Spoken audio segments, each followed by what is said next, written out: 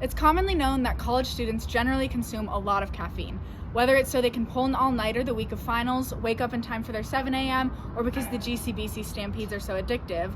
Most college students have their fair share of caffeinated beverages. In fact, one study by the Journal of Clinical Nutrition found that 91.7% of people ages 20 to 22 drink caffeine regularly. Caffeine is associated with both positive and negative effects. It's a central nervous system stimulant that inhibits the downregulation of the central nervous system activity, which therefore stimulates the central nervous system. It's also a diuretic, which is a substance that helps rid of the body of sodium and water, and therefore decreases the amount of fluid flowing through the veins. It has many effects on physical health, such as elevated heart rate, nausea, restlessness, difficulty sleeping, tremors, frequent urination, and loss of appetite. Overconsumption of caffeine may also inhibit the absorption of calcium and lead to osteoporosis. However, most of these serious health issues are only associated with overconsumption of caffeine, meaning over the RDA of 400 milligrams per day. So a cup of coffee or two in the morning, while it may cause a few side effects, will not overall hurt your health. In fact, drinking 1 to 2 cups of black coffee every day has been found to reduce the risk of cardiovascular diseases.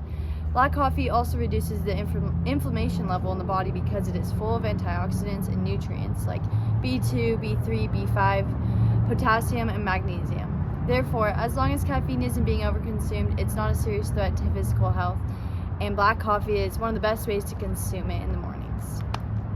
However, we can't neglect the fact that not enough caffeine can also have a negative influence on physical health. People who regularly drink caffeine and suddenly stop report experiencing drowsiness, headaches, irritability, nausea, and vomiting. This is known as withdrawal. Therefore, it is important to understand the effects of caffeine before becoming reliant, because once you start, it's really hard to stop. Other than experiencing withdrawal, there's no association between low or no caffeine consumption and negative health. Lastly, caffeine consumption can also affect mental health. In the general population, caffeine is seen to boost one's mood and temporarily increase energy levels and alertness. Benefiting from positive effects of caffeine without the negative side effects is only attainable in small amounts of consumption. However, overconsumption of caffeine can lead to the condition called caffeinism, which, and according to the Journal of Psychopharmacology, symptoms include anxiety, nervousness, restlessness, insomnia, excitement, and psychomotor agitation, dysphoria, and a rambling flow of thoughts and speech. In short, overconsumption of caffeine can lead to negative effects on mental health. So, college students can experience these mental issues partially because of caffeine intake and may not even know it. We decided to survey the people of Grand Canyon University to determine the average caffeine consumption for GCU students, how that's affecting them, and why we feel the need to drink more caffeine.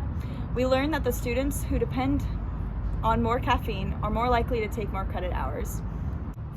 They are also more likely to get less sleep through the night. The data show that the students average 7 hours per night, and 57.9% of the students reveal that they do consume some sort of caffeinated drink daily.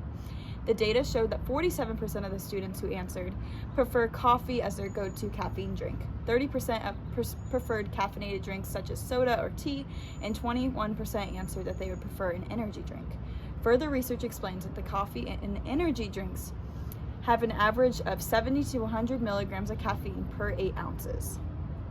This is under the RDA of 400 milligrams of caffeine per day. However, some students reported drinking multiple caffeinated beverages a day, which could put them over the recommended daily allowance. The students shared that 47% experienced headaches and lack of energy throughout the day if they did not have their regular caffeine consumption. The other 52% of the students experienced no negative symptoms when they did not drink coffee. This shows that over half of the interviewed students experienced withdrawal symptoms that may be due to possible caffeine addiction. The students who shared that they felt dependent on caffeine also shared that they felt anxious and not themselves when they did not have their daily consumption. All the data showed that caffeine addiction is real and can affect people physically and mentally if they do not keep up with their daily consumption of caffeine. See, there's so much addiction in the world. Look at Guys, we're gonna be late for class. What? Oh shoot.